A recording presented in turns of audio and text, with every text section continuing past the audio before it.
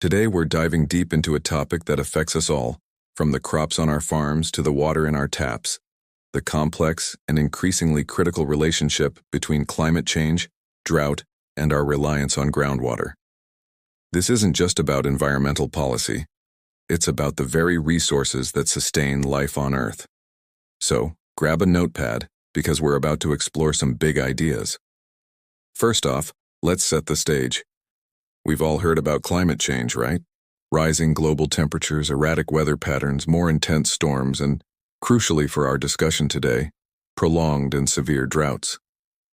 These aren't just isolated incidents. They're becoming the new normal in many parts of the world. Think about the American West, parts of Europe, Australia, or even regions in Africa and Asia, areas that have historically experienced dry spells, but are now facing drought conditions of unprecedented duration and intensity. When the rains don't come or when snowpacks melt too quickly, our surface water sources, rivers, lakes, and reservoirs, start to dwindle. And that's where groundwater enters the picture.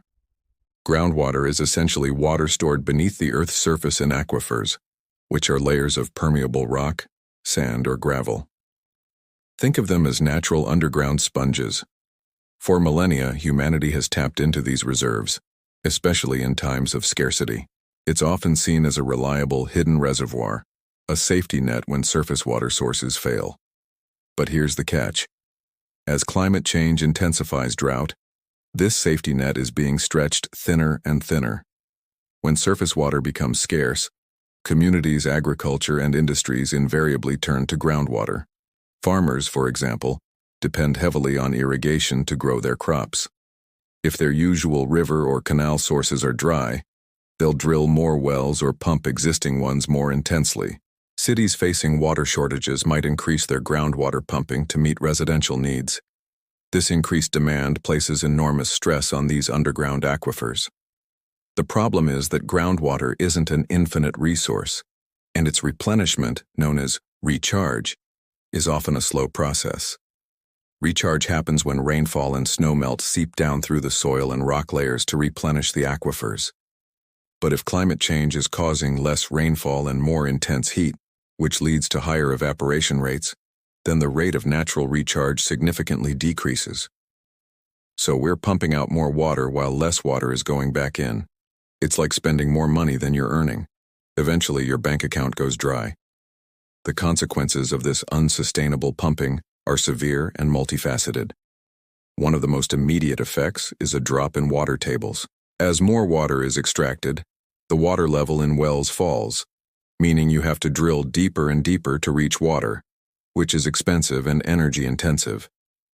For communities that rely on shallow wells, this can mean their primary water source simply dries up. Beyond direct water availability, falling water tables can lead to other serious environmental issues. Land subsidence, for example. When huge amounts of water are removed from underground aquifers, the land above them can actually sink or compact. This phenomenon has been observed in places like California's Central Valley, where decades of agricultural pumping have caused parts of the land to subside by several feet. This doesn't just damage infrastructure like roads and canals, it also permanently reduces the storage capacity of the aquifer itself, meaning even if water returns, the aquifer can't hold as much as it once did. Another critical concern, especially in coastal regions, is saltwater intrusion. Under normal conditions, the pressure from freshwater in coastal aquifers keeps saltwater from the ocean at bay. But when freshwater levels drop due to excessive pumping, the ocean's saltwater can intrude into the aquifer, contaminating it and making it unusable for drinking or irrigation. This is a particularly pressing issue for many island nations and coastal cities around the world. Then there are the ecological impacts. Groundwater often feeds rivers, lakes, and wetlands, especially during dry seasons. These ecosystems, known as groundwater-dependent ecosystems, are biodiversity hotspots and provide crucial services like water filtration and flood control. When groundwater levels fall, these surface ecosystems can dry up, leading to habitat loss for countless plant and animal species, and disrupting entire ecological balances. Think of iconic spring-fed rivers or vital wetlands. They all depend on a healthy groundwater connection. So, What can we do about this looming crisis? The solutions are complex and require a multi-pronged approach involving scientists, policymakers, engineers, and citizens. First and foremost, we need to drastically reduce greenhouse gas emissions to mitigate the root cause of intensifying droughts, climate change itself. This is a global effort requiring shifts to renewable energy, sustainable land use, and energy efficiency. But while we work on mitigation, we also need to adapt. This includes better monitoring and management of our groundwater resources. We need to know how much water is in our aquifers, how quickly it's being replenished, and how much we're actually using. Advanced hydrological modeling, satellite imagery, and on-the-ground sensors are all crucial tools in this effort. Policymakers play a vital role in implementing sustainable groundwater management plans, which might include setting pumping limits, establishing water rights, and incentivizing efficient water use. Education is key here too, so that everyone understands the value and vulnerability of groundwater. Technological innovations and changes in practice are also essential.